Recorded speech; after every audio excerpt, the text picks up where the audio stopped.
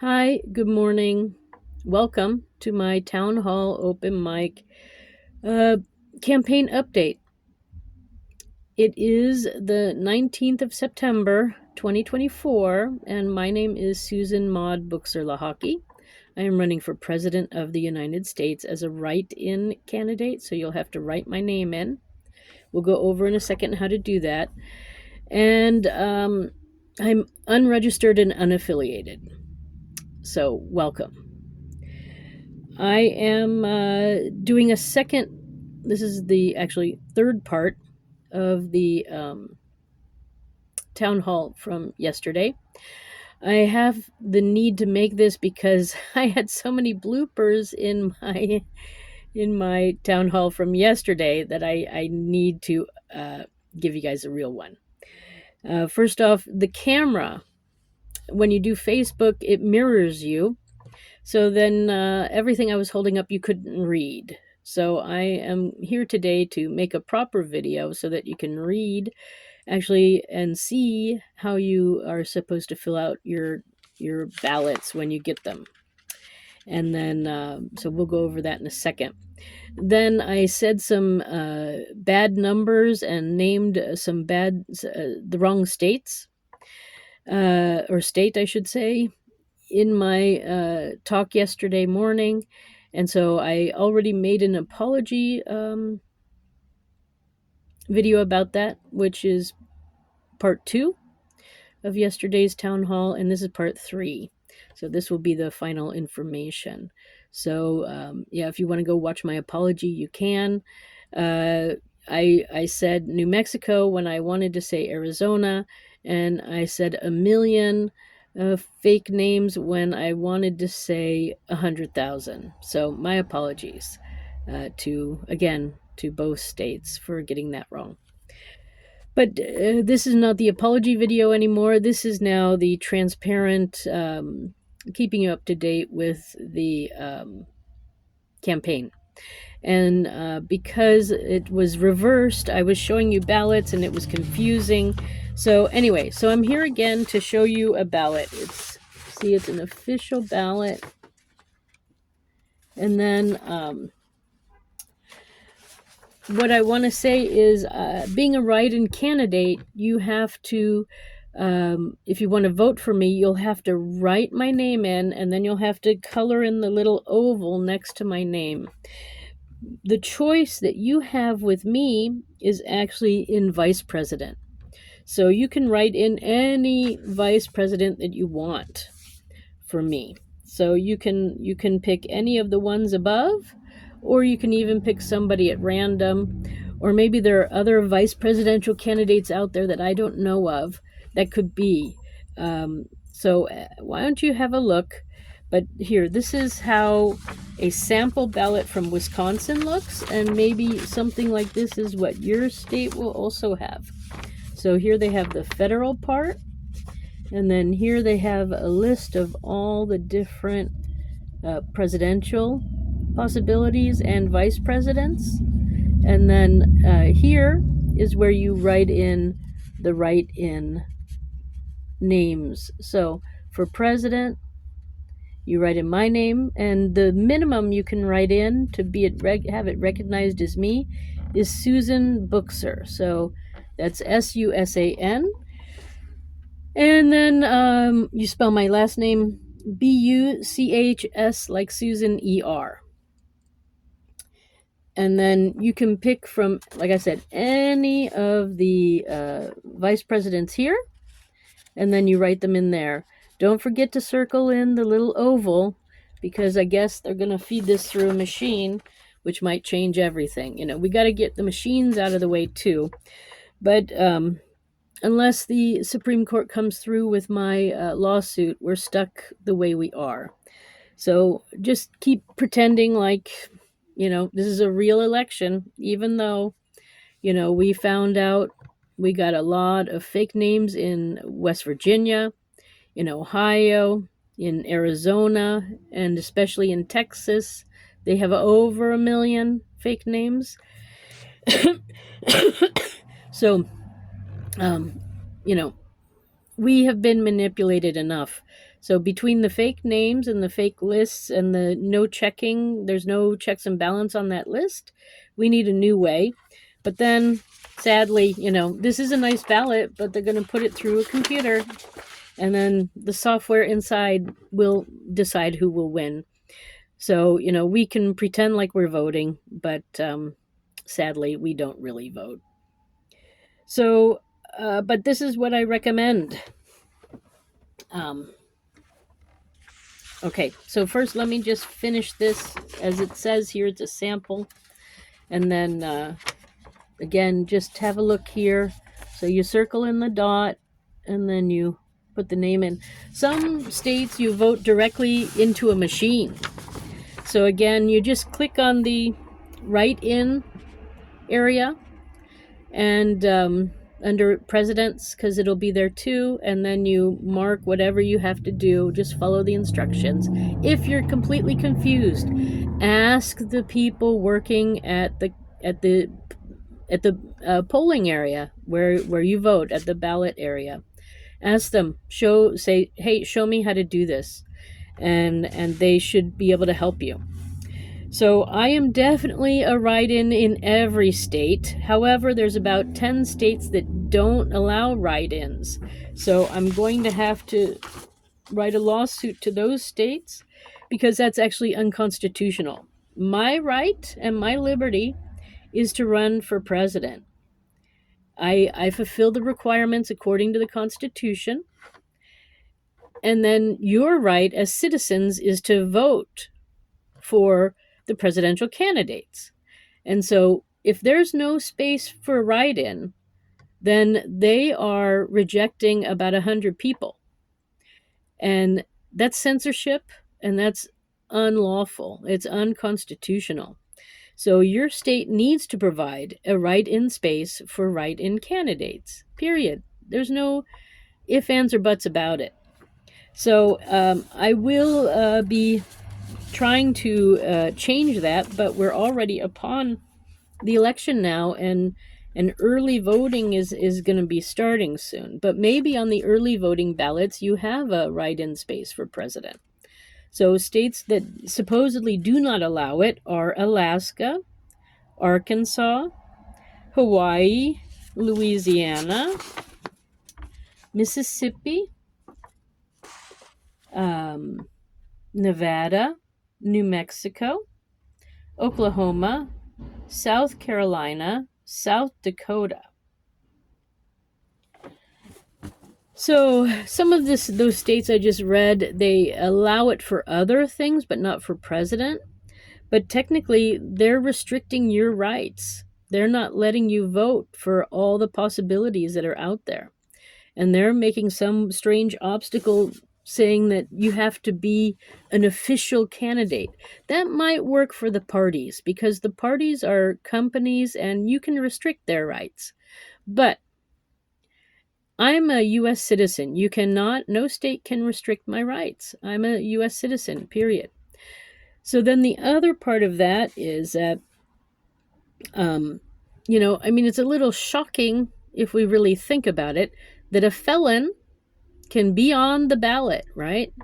So Trump is on the ballot. He's a felon. And I'm not a felon. And in those states, supposedly, you can't vote for me because they're not providing you the space to place your vote for me. So I don't know. There's got to be some sort of... We need to make sense of this, because this is not making sense to me. That a felon can be on the ballot. I just want to be a write-in candidate, and I can't do it. I tried also, I will say, in some of those states, I tried to be official on the ballot too, as an independent, but they wanted all sorts of names of registered people. And since I'm already working on, ending this fraudulent thing that we now find has tons of names on it that they're wrong, we have a big problem. because there is so many fake names on the list. There's no checks and balances on the list, and we have a big problem. So it's fraudulent. Our elections are fraudulent because of the fake names and the fake voters. And they want me to provide them with more names of registered voters. So this is not acceptable whatsoever. And so I refuse to provide them with that. Or in some cases, I could have paid a large sum of money, like to Oklahoma, to be on their ballot. They wanted $35,000, but I don't have that kind of money to put my name on a ballot. So yeah, there is all sorts of crazy, frivolous things that they're making citizens do. But if you're running as a citizen, you have certain rights. If you're running as a corporation, so in a party, because parties are corporations, then your rights can be restricted. Then you have to follow their rules, otherwise you won't be able to participate in their little game. So but as a write-in candidate, I should be able to be written in everywhere, in every state. There should be no restrictions.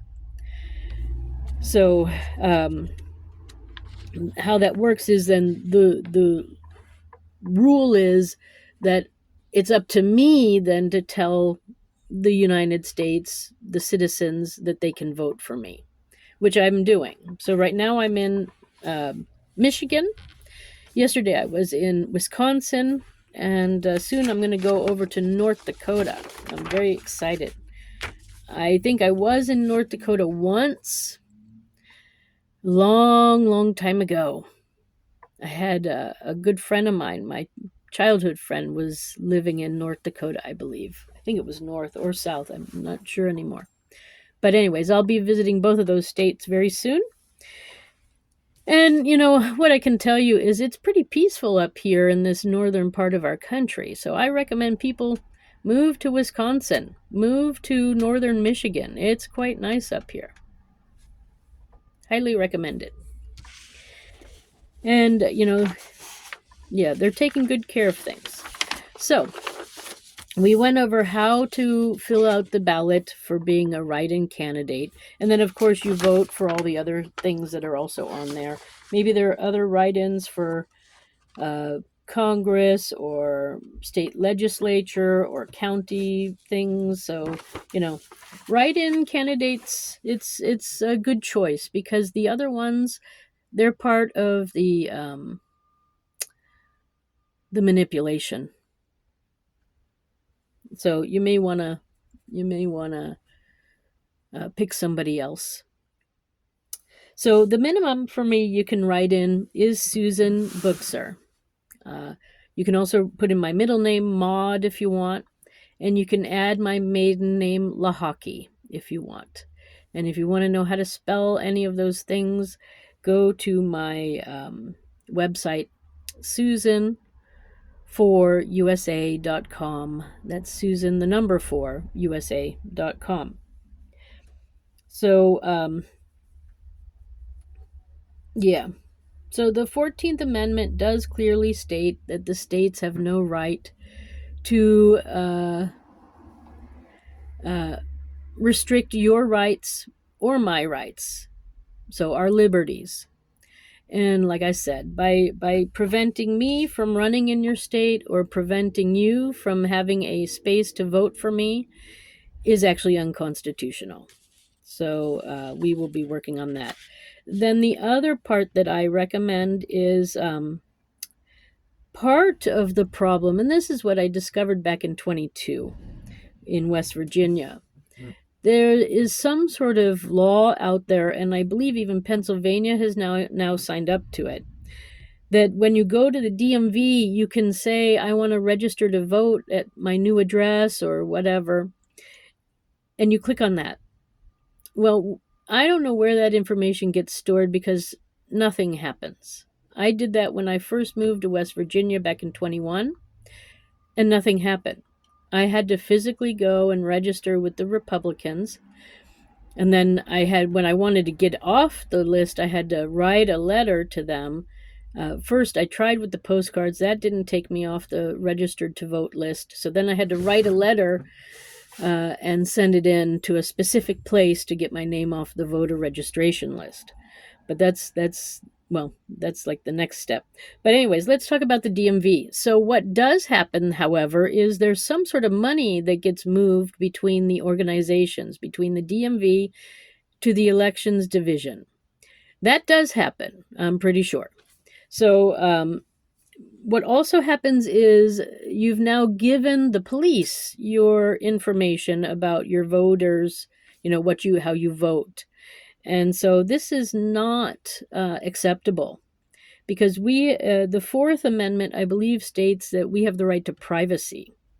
And by putting that with our DMV information gives the police just too much information. And then also, I'm going to recommend you take organ donor off your driver's license immediately, because that's also on there, and it states clearly on the driver's license if you're an organ donor. I mean, it's all right if maybe the police know that, although I don't want them to know that either, because, that could also be part of the issues.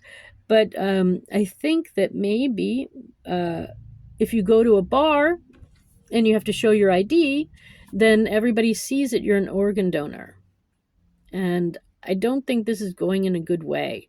Also, if you go to a grocery store and you show your card, because there's a lot of money in organs, and there's a lot of sick people out there who need organs. And so it's kind of like you're advertising that, you have organs. I mean, we all know we have organs, but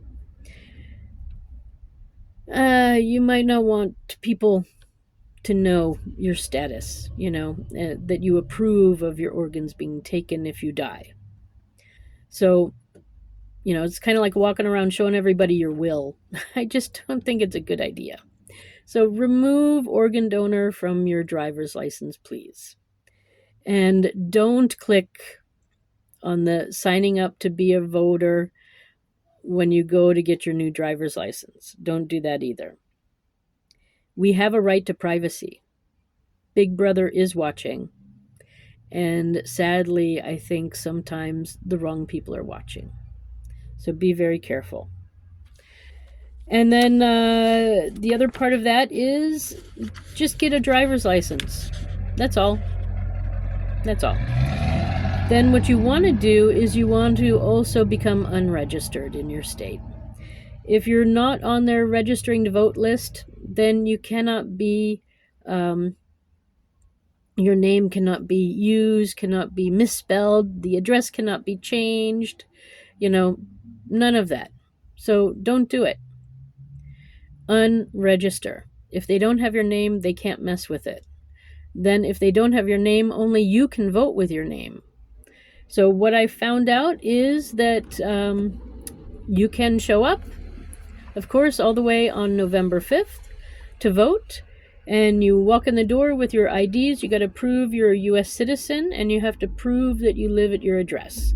So proof of citizenship is a passport or a birth certificate. And then proof of address is a driver's license, or there are certain things that have your address on it that would put you at that address. So you need at least 2 IDs, probably, maybe more, especially if you're a woman and you changed your name, or anyone who changed their name, you'll need more documents. You got to bring the document that proves that you changed your name, so that they can see that too. So that's how it works, folks. Become unregistered. So you're unregistered, you go in to vote, you get your ballot, you got to prove, you got to show them your IDs. They're going to re-register you at that time. And then it's going to take some time for them to actually check all your documents and everything. So your vote won't be counted for probably like 2 weeks. But if you are who you are and live at the address where you live, and if you're a U.S. citizen, then your vote should be and will be counted. Now, if they find out that there's any fake documents in what you handed in to them, they will not count your vote. And so, make sure that you are who you are and that you're a citizen over the age of 18. Then you show them the documents, you vote, you hand in your ballot, they do what they're going to do, and then you're done. So this is how it works, at least in Wisconsin. I do need to actually go and pick up a ballot. Maybe I can get one here in Michigan, and then we'll go over the Michigan one. But this is from one of the counties in Wisconsin. Yeah, so that's how that works. After about 2 weeks to 3 weeks after the election, I recommend that you become unregistered again. So just save that letter in your email, wherever, and print it out again, send it back in, get off their registering to vote list, because if they don't have your name, they can't fake it. So the 12th Amendment too, they might give you a hard time maybe about picking certain people. This will be my probably problem after, is that by, like, let's say you pick me as a write-in, and then you put in one of the other vice presidents.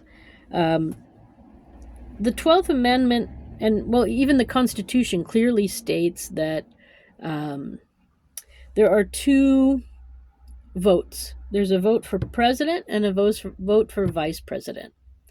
And so you don't have to have a vice president to be a presidential candidate.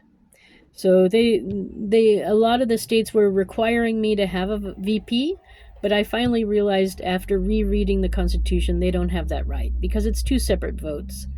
So you get to choose from whomever you want to be my vice president, because I don't have one currently. So it's up to you. Pick whoever you like. I will say that voting for anyone in the Democrats or the Republicans is voting for gridlock. But maybe there is one that's good. I don't know. But our country hasn't really moved forward a lot in the last 30 years. And even when I was younger too, I'm going to say possibly even 40 years, there's just so much gridlock, and nothing's changing really. We're still talking about the same issues where, the rest of the world has moved forward, and we're being held back. So you need to know that the Democrats and Republicans, they don't care about your opinion. They just want a body walking in the door. And then they're going to feed the ballots through the machines, and the machines are going to decide really who wins. But we're going to try to stop that, and that's by using the write-in candidate format, so that they have to look at the document. They cannot just go by the computer generated image, and then we can have really a real election. So if you're in a state where they don't send you a private package with information about what you have to vote on, I'm not talking about early voting or voting from abroad or anything like that. I am talking about a separate package telling you who's on the ballot, who's possible to vote for, and what you're going to be voting on. Because a lot of times you walk in the door and you have to vote on amendments to your own state constitution, or you have to vote whether you want to give more money to the school or if you want to build a bridge. And if the election division is not personally informing you as a citizen of that state, then they don't care about your vote. They want you to walk in the door and be badly informed, and vote or don't vote, they will figure it out and vote for you. So If your state is like the ones that I've lived in, so West Virginia and New York, they don't care what you vote. They just want a body walking in the door so that it looks like people are voting, and then they're just going to manipulate your vote. Because I have never been informed from any United State about the things that we have to vote on. And, I became really apparent back in 2022 when I walked in the door to vote, or I was going to walk in the door, I should say. I didn't walk in. I was going to vote in the 2022 election. And what happened was, about 2 months before the election was done, I discovered all this fraud in the system because our Secretary of State, he made a video about how much fraud was in the system. I mean, I already knew from my own personal experience and from experiences from others that there's fraud in the system, but I didn't know how bad it was until he made the video. About 380,000 names were wrong in West Virginia on the voter registration list. So then, after trying to talk to him and our governor and not getting any answers back, I sent emails, and I communicated online with them on Facebook especially, and nobody was answering me. So then I said, this is wrong.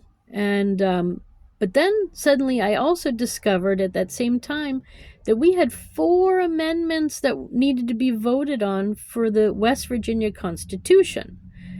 And nobody I talked to around me knew about them. So how is it that I'm running for office and I don't get to be informed about these things? I mean, this just sounds a bit crazy. So, it just tells me they don't care about the public. They don't care about their citizens. They don't want us to know what we're voting on. They just want somebody to walk in the door, to fill out the paperwork, to say that they're voting, and then they're just going to manipulate the vote the way they want it, especially since they're going to put it through a computer. So then that's really easy. There's no way to trace where the change happens. So we need transparency in our election system. I have an idea of one. Some of you know I lived 20 years in Switzerland, and for 15 of those years I was voting in Switzerland. And I could see exactly how their system could easily be used in our country. And it's a good system because they've given the power to the people there. They have direct voting by the people on a regular basis, 3 times a year.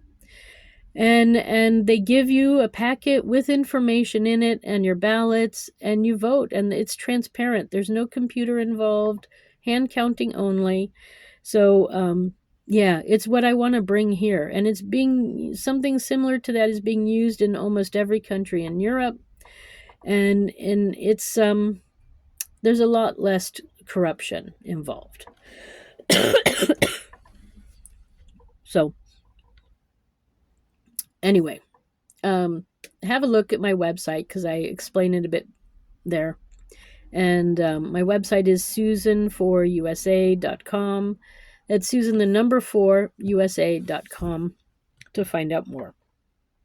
So then, so there's 2 separate elections one is for president, on the president executive branch elections. So one is for president and one is for vice president. You don't have to have a vice president to run for president. And I don't see why one can't run for vice president. And if you don't have a president, you're just putting yourself out there to be the supportive person. So anyway, as president, you have to work with everybody. So that's another reason why, at first I was sort of running with the Republicans, but I realized that, it's best because I started out in my whole history, I've sort of been everything. So I've really been everything. And I'm not really my platform doesn't fit into any one party out there. Probably the closest is the Green Party, but I've got a lot of red in me too, and a little bit of blue and yellow. So I'm kind of really right in the middle of everybody, and my platform doesn't really fit nicely into anybody's category. So anyway, but the Republicans, they didn't like the fact that I was unregistered, and so that was the I think the biggest issue, because they want you to be registered, and yeah. So anyway, I've had help, I will say, and I've met really nice people in all the parties, and I've had help from a lot of the parties. The Red Party, so, the Republicans, and the Green Party, too, and the Libertarian, and even the Democrats have helped me. So, I do owe a big thanks to everybody, and we all have to work together. And if I get elected, I will definitely have a mixed board of different people who are good at what they do and who will help me to move the country in a good way. But, as president, you have to work with diverse people. So, for me, vote for whoever you think will be the best vice president, and I will work with them. And it's maybe time to see how our system can be used in a different way. I don't mind sort of trying something new here. So let's see. I guess let me go over this again, and then we'll say goodbye. So when you go in to vote, you show your IDs, right? And then you get your official ballot. And in Wisconsin, it looks like this.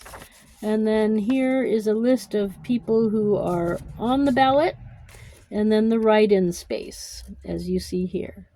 And then you write my name in, Susan Buchser, Buchser, and then you can write in a vice president for me. You can pick from the list above, or you can write in somebody else, or possibly you can even leave it blank. But you might want to put somebody in there. So vote for whoever you think would be a good vice president. And don't forget to fill in the little oval next to the name there, so that when they put it into the computer, it can be read properly. All right, so that's about it. And if you make any mistakes, just step over to the helper and say, look, I need another ballot, or look, this is not right, or whatever, and they will help you. And then, like I said, the states so far that supposedly won't have a space for write-in presidential candidates would be, so in apparently Alaska, Arkansas, Hawaii, Louisiana, Mississippi, Nevada, New Mexico, Oklahoma, South Carolina, and South Dakota. Those are the ones where they don't provide a space, apparently, for write-in presidential candidates. So I have to work on that. I'll be calling those people later and seeing what we can manage with that, because that's not acceptable. They're restricting your rights, your liberties, and mine.